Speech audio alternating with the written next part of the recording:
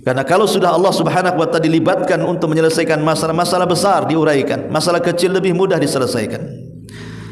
Karena Allah Subhanahu wa taala sudah berfirman, "Wa man yattaqillah yaj'al lahu makhraja." Siapa yang bertakwa kepada mentauhidkan Allah, maka setiap jalan kesulitannya menjadi mudah.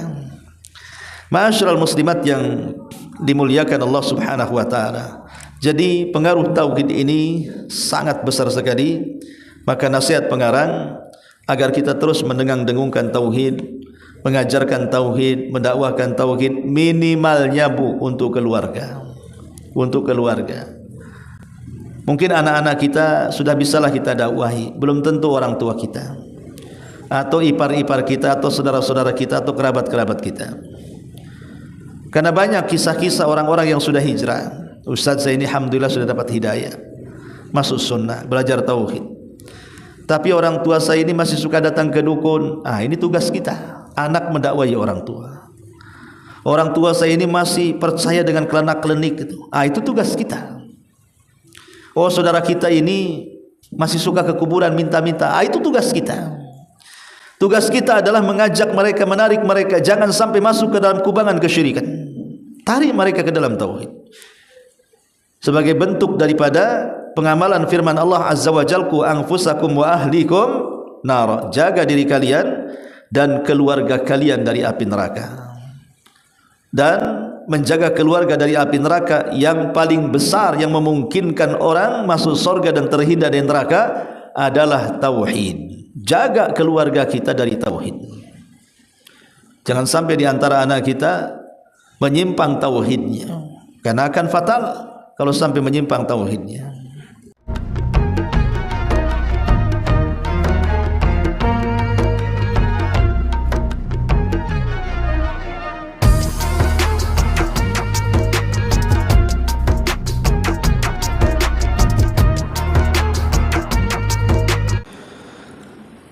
Alhamdulillah, wassalatu wassalamu ala rasulillah wa ala alihi wa sahbihi wa mawalah, wa la hawla wa la quwwata illa billahi wa ba'd. Baik, kita lanjutkan kajian kita, masih membahas kitab Minhaj Al-Firqatin Najiyah, dan kita sudah masuki halaman ke-40 tentang urgensi tauhid. Ma'asyiral muslimat yang dimuliakan Allah Subhanahu wa taala, manusia diciptakan, saya, ibu atau siapapun, ada tujuan penciptaannya. Begitu juga langit dan bumi dan seluruh alam semesta bersama makhluk-makhluknya. Semua ada tujuan diciptakannya. Termasuk juga diutusnya para nabi dan rasul, diturunkannya kitab-kitab, serta diciptakannya alam akhirat.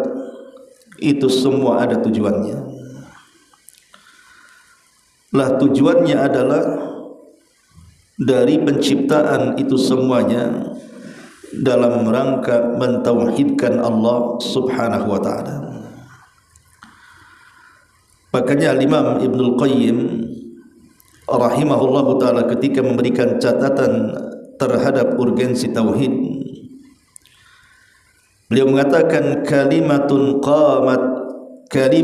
qamat bihal ardu was samawati wa khuliqat li ajliha jami'ul makhluqati wa biha arsalallahu rusulahu wa anzala kutubahu wa syara'a syara'i'ahu wa li ajliha nusibatil mawazin wa wudi'atid dawawin wa qama suqul jannati wan nar wa hiyal haqqul ladzi khuliqat lahul khaliqa wa anha wa an huquqiha as-su'al wal hisab.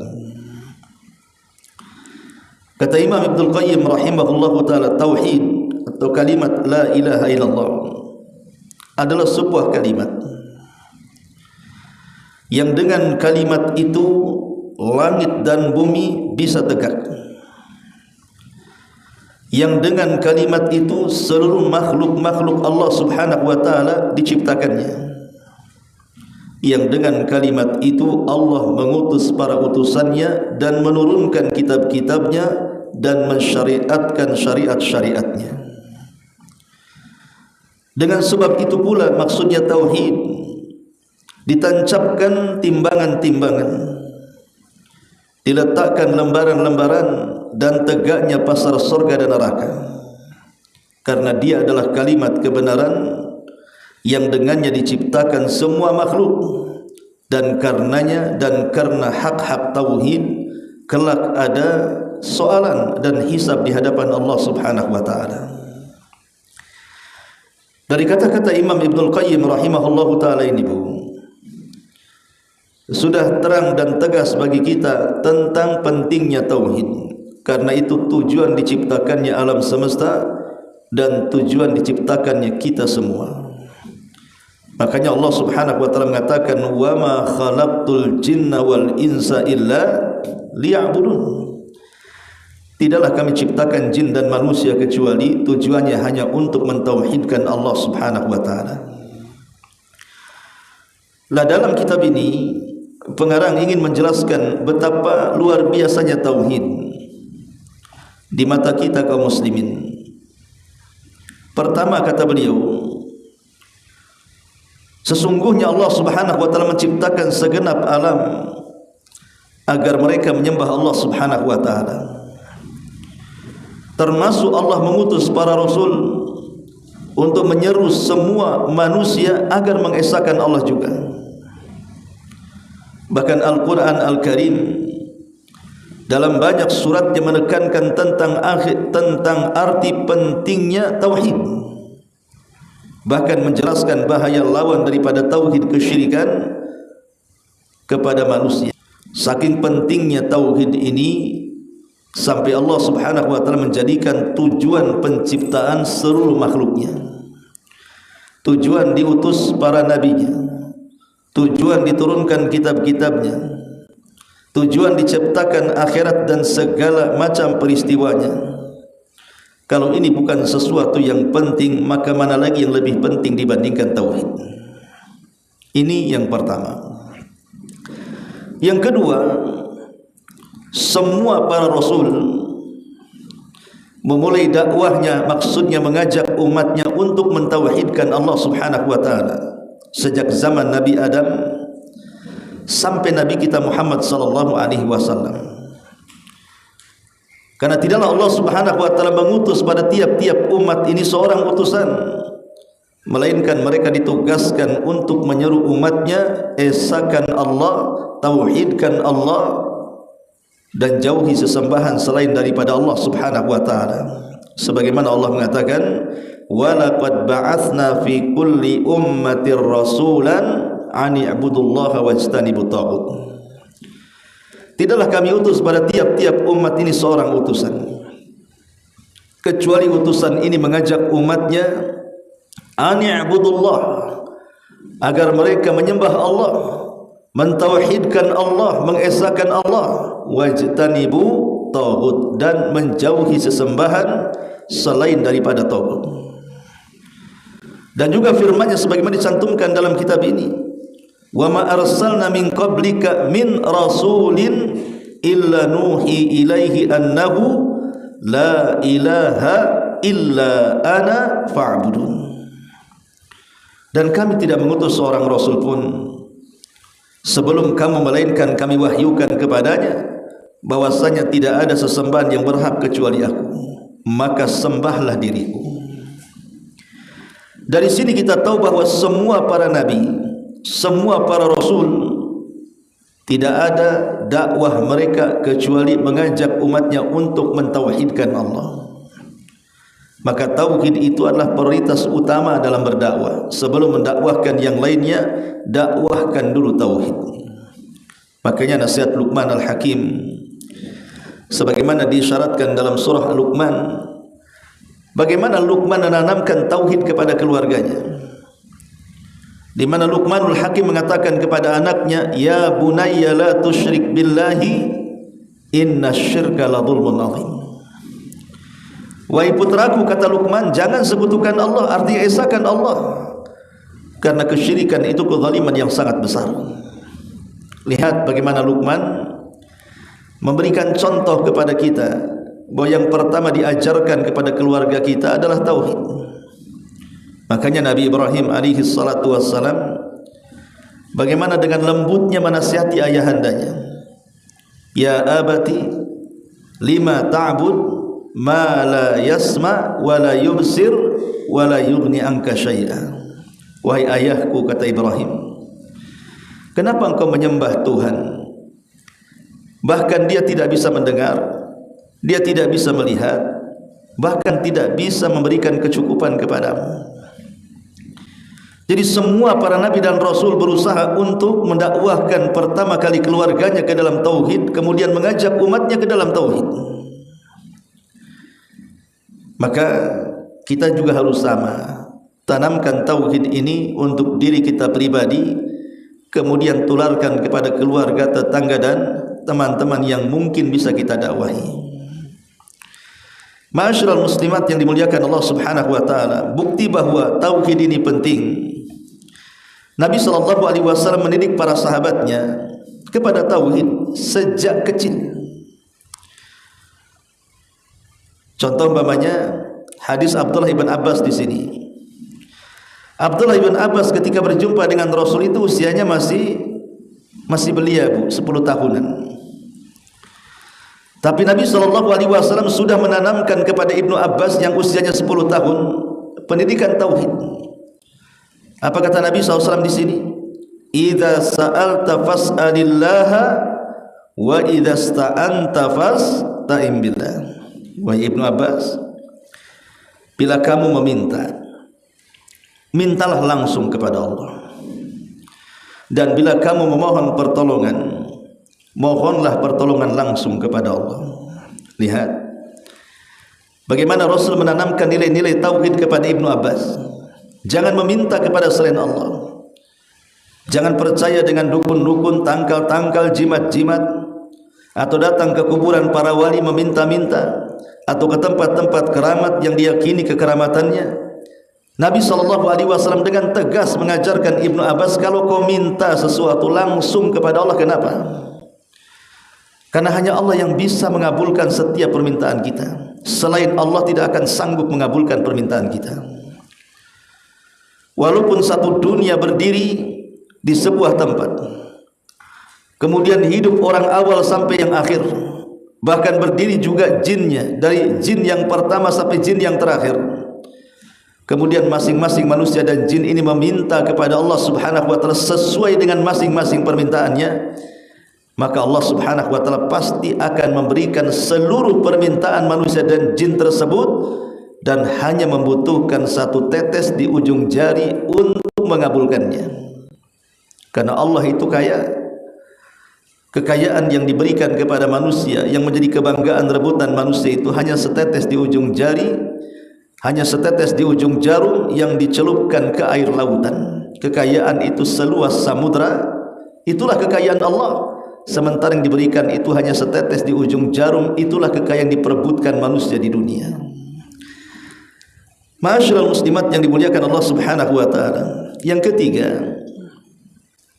Nabi SAW untuk menunjukkan urgensi tauhid ini, beliau memiliki perhatian untuk mendidik para sahabatnya agar memulai dakwah mereka kepada manusia itu dimulai dengan tauhid sebelum yang lainnya.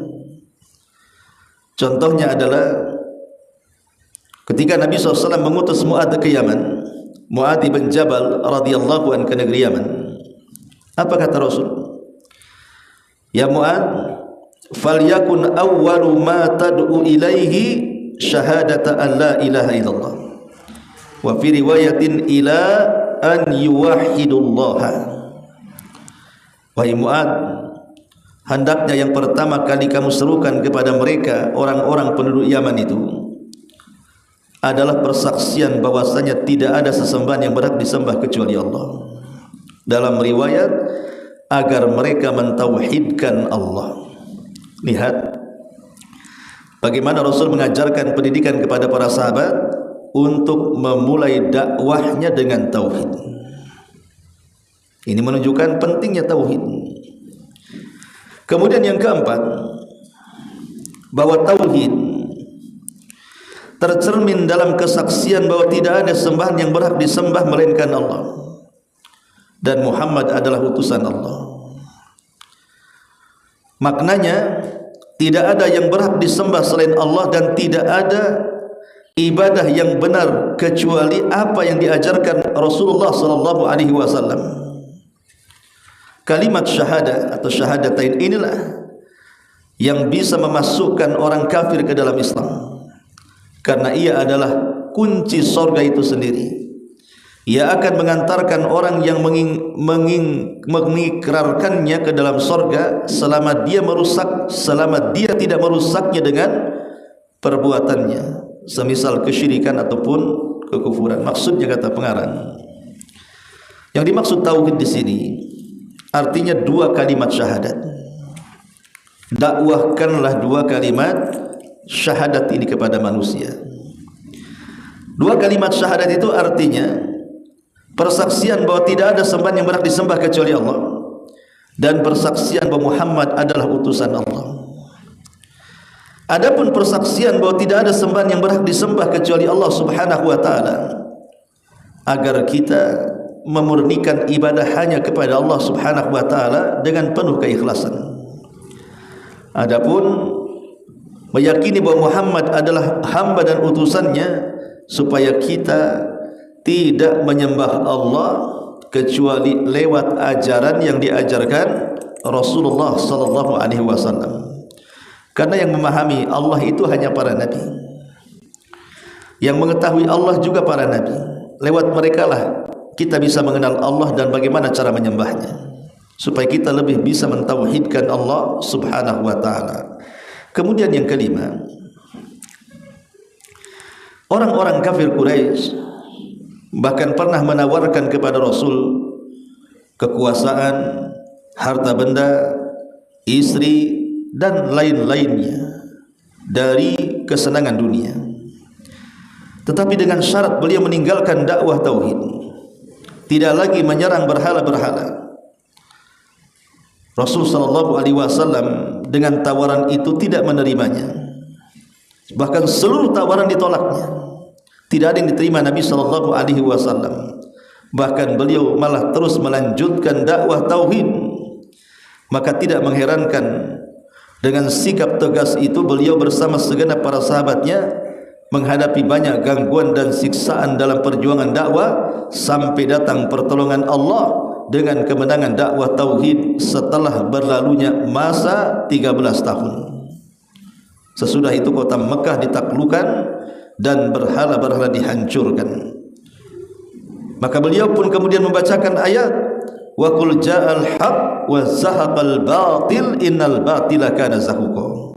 Katakanlah yang benar telah datang dan yang batil telah lenyap. Sesungguhnya yang batil itu adalah sesuatu yang pasti lenyap. Poin yang kelima ini hendak mengajarkan kepada kita bagaimana keteguhan Nabi SAW yang patut kita tiru ketika mempertahankan dan mendakwahkan tauhid. Karena ada orang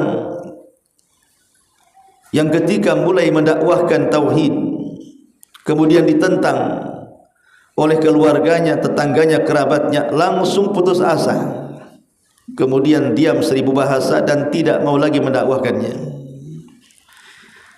Maka Nabi SAW mengajarkan tidak demikian. Memang setiap orang yang berdakwah tauhid itu ada risiko besar. Bagaimana Ibrahim gara-gara dakwah tauhid dibakar hidup-hidup. Bagaimana Nabi Musa alaihi salatu wassalam ketika berdakwah tauhid dihadapkan dengan tukang-tukang sihir Fir'aun, bahkan dengan kekejaman Fir'aun itu sendiri. Bagaimana kaum Nabiullah Hud alaihi salam ketika mendakwahkan tauhid harus berhadapan dengan orang-orang yang sangat kuat, raksasa dunia, kaum Ad. Begitu juga Nabi Saleh dan nabi-nabi yang lainnya. Artinya sunnatu dakwatu tauhid, bahwa perkara yang memang mesti terjadi bagi orang-orang yang mendakwahkan tauhid itu pasti ada rintangan, tantangan, halangan, bahkan bisa jadi ancaman-ancaman. Dan itu yang dilakukan dan dirasakan Nabi sallallahu alaihi wasallam. Ketika sudah beberapa tahun Nabi sallallahu alaihi wasallam berdakwah di kota Mekah, mengajak manusia ke dalam tauhid. Mulai orang-orang kafir Quraisy jengah dengan Rasul, marah dengan Rasul. Dengan berbagai macam upaya orang-orang musyrik mendekati Rasul agar Rasul berhenti dari dakwah tauhid. Bahkan sampai kepada menjanjikan memberikan kepada Rasul tentang nikmatnya kehidupan dunia. Di mana Rasul dikatakan, ya Muhammad, in kunta turidu malan jama'na min amwalina takun aghnan nas. Wahai Muhammad, kalau engkau ingin harta, kami kumpulkan harta-harta kami, kau jadi orang yang paling kaya, asal hentikan dakwahmu. Ya Muhammad, in kunta turidu malikan malaknaka iyyak takun indana malikan. Ya Muhammad, kalau engkau ingin jadi raja, jadi penguasa, kami jadikan kau raja dan penguasa kami. Bahkan kau menjadi penguasa tertinggi di sisi kami. Tapi tolong hentikan dakwah tauhid. Ya Muhammad, wa in kunta turidu nisaan jawaznak bi ajmali fatati Quraisy. Kalau memang engkau ingin wanita yang cantik, kami carikan wanita tercantik di Mekah ini, kami akan nikahkan dia dengan kamu. Tinggal pilih. Atau kalau engkau memang gila, ada sakit, kami carikan tabibnya. Jadi tawaran demi tawaran yang menggiurkan kepada Rasul, mulai dari pangkat, jabatan, kepemimpinan, kekayaan, kenikmatan, syahwat wanita dan lain sebagainya. Inilah yang dicari manusia kan, Bu? Yang dicari manusia itu kan ini. Kalau tidak pangkat jabatan ya kekayaan, kalau tidak kekayaan ya syahwat pasangan. Ya.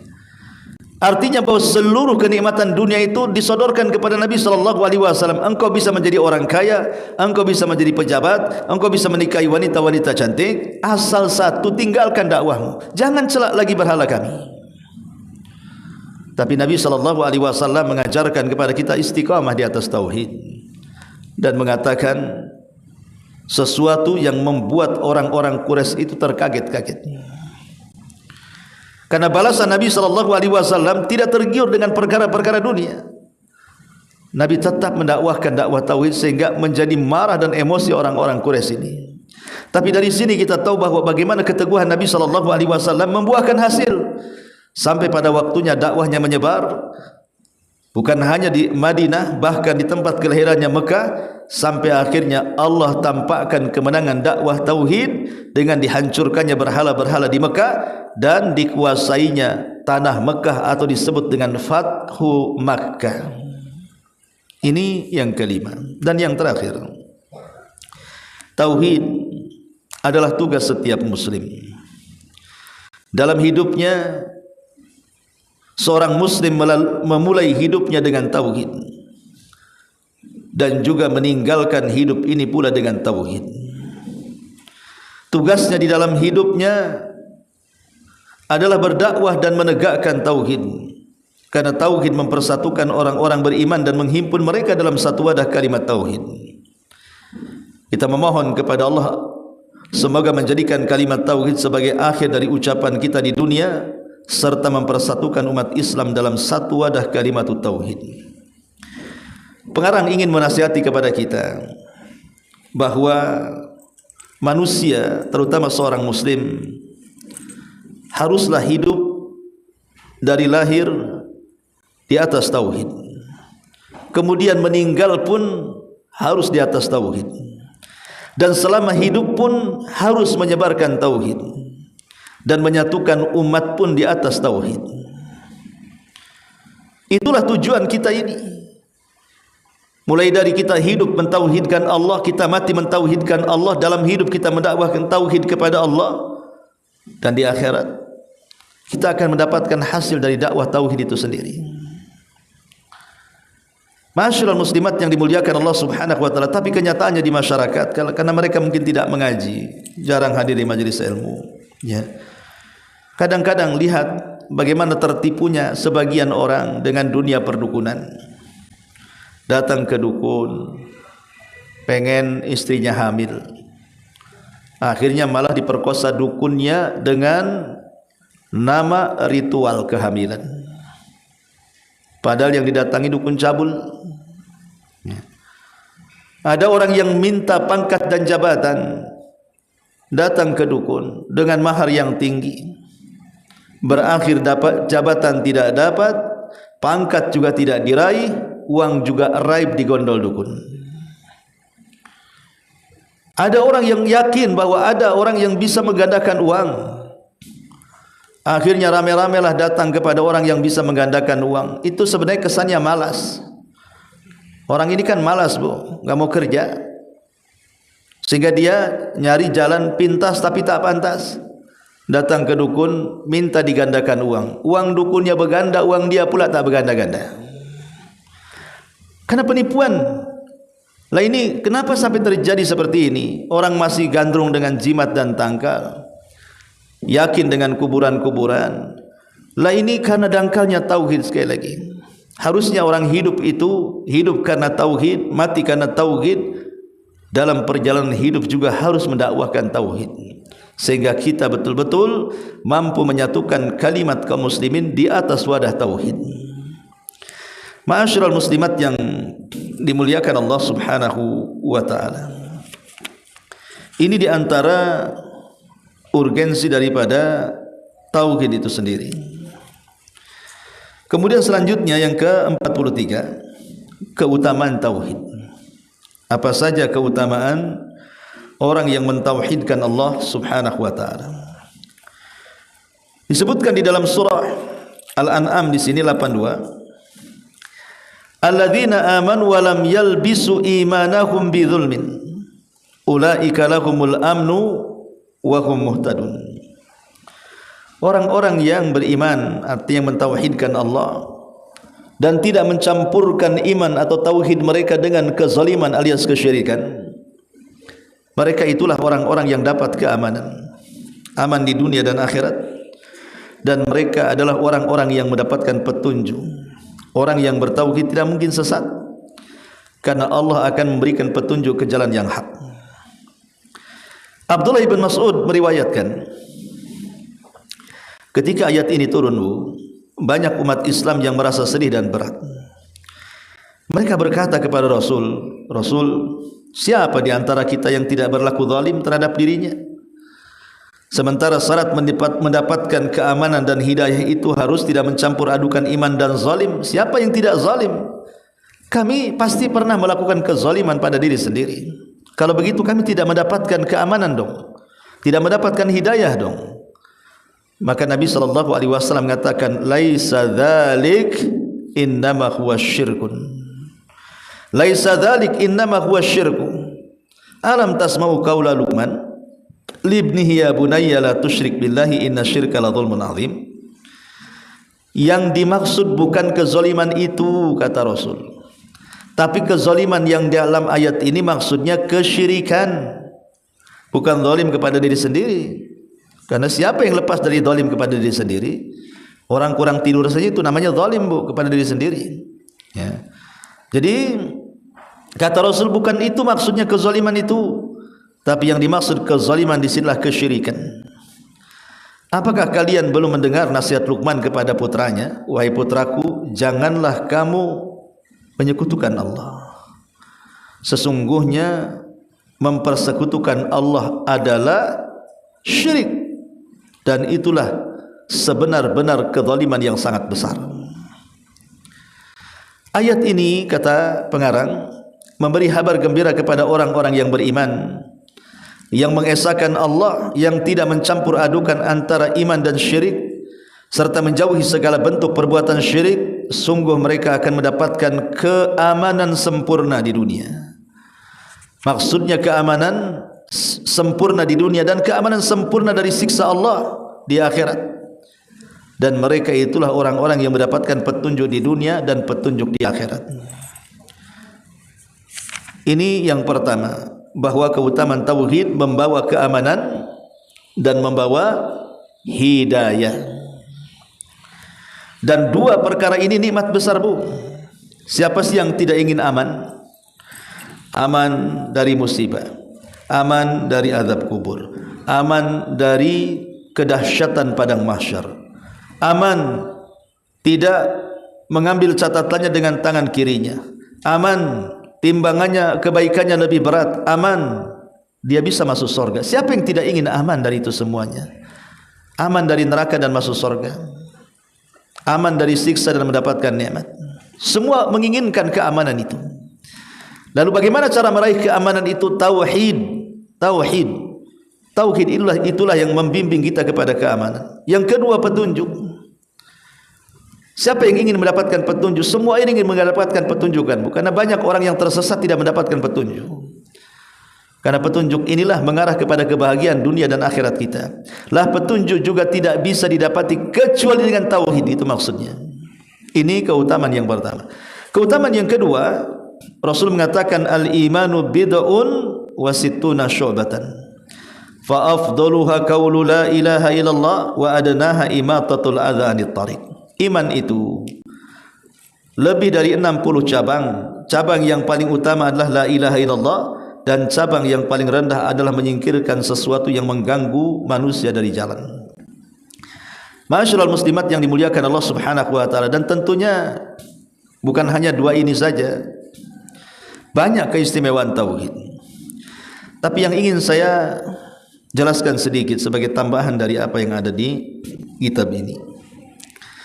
Tauhid ini, Bu, memiliki pengaruh yang dahsyat. Memiliki pengaruh yang luar biasa. Di antara pengaruh-pengaruh itu, pertama, tahqiqul amni wat tuma'nina. Orang yang bertauhid, Bu, hidupnya akan merasa tenang dan aman. Maksudnya apa? Orang yang bertauhid itu akan terbebas dari perasaan takut. Takut akan rizki, takut akan ajal, takut akan kebahagiaan, dan begitu seterusnya. Karena itulah yang ditakutkan manusia, kan, Bu. Terutama masalah rizki lah. Kadang-kadang udah ada pengumuman mau di PHK, takutnya setengah mati. Merasa Tuhannya ada di PT itu, di luar PT tak ada Tuhan. Karena tidak bertauhid. Kalau dia bertauhid, ya sudahlah, kalau mau dipecat ya pecatlah. Mungkin ini skenario Allah. Allah mau memberikan saya yang terbaik. Karena rizki Allah tidak hanya di sini, dunia ini semua rizki Allah. Tenang hidupnya, tidak kepikiran, pasrah hidupnya, ya sudahlah, mungkin ini sudah takdirnya, kehendak Allah. Enak orang yang bertauhid itu. Tapi orang yang tidak bertauhid, hidupnya diliputi dengan perasaan takut. Takut tentang bagaimana masa depannya, bagaimana usahanya, bagaimana anak-anaknya, bagaimana keluarganya, bagaimana keberlangsungan bisnisnya, dan begitu seterusnya.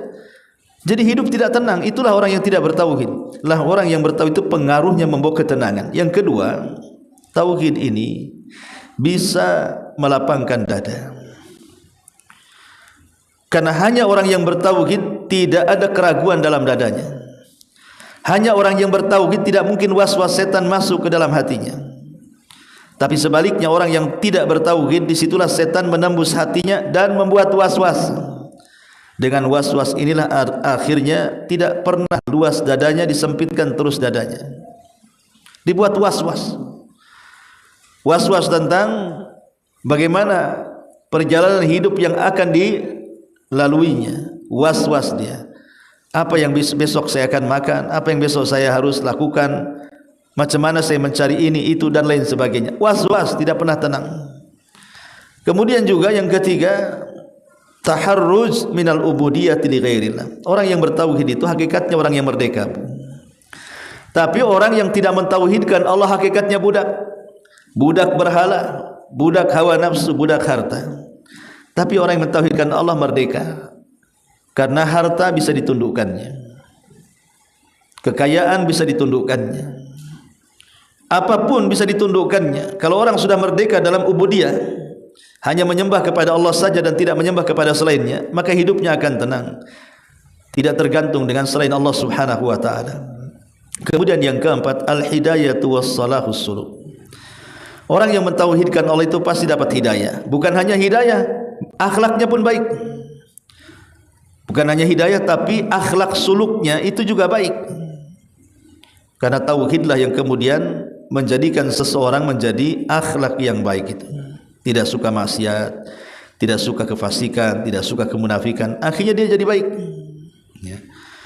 Bahkan lebih daripada itu, orang yang bertauhid itu akan mendapatkan penjagaan Allah, ampunan dosa-dosanya dari Allah, dihilangkan seluruh kesulitannya oleh Allah Subhanahu wa taala.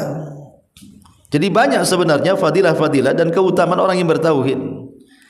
Intinya bahwa keutamaan terbesar orang yang bertauhid itu hatinya tenang, tawakalnya kuat. Dia tidak mengharap kecuali kepada Allah, dia tidak cinta kecuali kepada Allah, dia tidak takut kecuali kepada Allah. Semua karena Allah Subhanahu wa taala. Kalau orang punya keyakinan seperti ini, tenanglah hidup itu. Tidak akan mengalami kesedihan tentang perkara yang sudah berlalu, tidak akan mengalami bingung akan perkara yang akan datang, tidak pula mengalami stres akan perkara yang dihadapi. Dia yakin bahwa semua datang dari Allah, Allah yang akan menguraikan dan menyelesaikannya kalau itu sebuah permasalahan. Karena kalau sudah Allah Subhanahu wa taala dilibatkan untuk menyelesaikan masalah-masalah besar diuraikan, masalah kecil lebih mudah diselesaikan. Karena Allah Subhanahu wa taala sudah berfirman, "Wa man yattaqillah yaj'al lahu makhraja." Siapa yang bertakwa kepada mentauhidkan Allah, maka setiap jalan kesulitannya menjadi mudah. Ma'asyiral muslimat yang dimuliakan Allah Subhanahu wa taala. Jadi pengaruh tauhid ini sangat besar sekali. Maka nasihat pengarang agar kita terus mendengung-dengungkan tauhid, mengajarkan tauhid, mendakwahkan tauhid, minimalnya Bu untuk keluarga. Untuk keluarga. Mungkin anak-anak kita sudah bisalah kita dakwahi, belum tentu orang tua kita, atau ipar-ipar kita, atau saudara-saudara kita, atau kerabat-kerabat kita. Karena banyak kisah-kisah orang-orang yang sudah hijrah. Ustaz saya ini alhamdulillah sudah dapat hidayah, masuk sunnah, belajar tauhid. Tapi orang tua saya ini masih suka datang ke dukun. Ini tugas kita, anak mendakwai orang tua. Orang tua saya ini masih percaya dengan kelenak-kelenik itu. Itu tugas kita.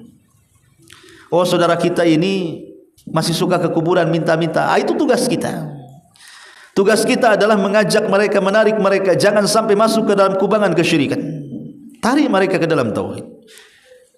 Sebagai bentuk daripada pengamalan firman Allah Azza wa Jalla, "Qu anfusakum wa ahlikum nar." Jaga diri kalian dan keluarga kalian dari api neraka. Dan menjaga keluarga dari api neraka yang paling besar yang memungkinkan orang masuk surga dan terhindar dari neraka adalah tauhid. Jaga keluarga kita dari tauhid. Jangan sampai di antara anak kita menyimpang tauhidnya, karena akan fatal kalau sampai menyimpang tauhidnya. Ma'asyiral muslimat yang dimuliakan Allah Subhanahu wa taala, ini sebagian keterangan tentang urgensi tauhid dan pengaruhnya. Baik, sampai di sini saja dulu sebelum saya tutup. Kalau ada yang bertanya silakan.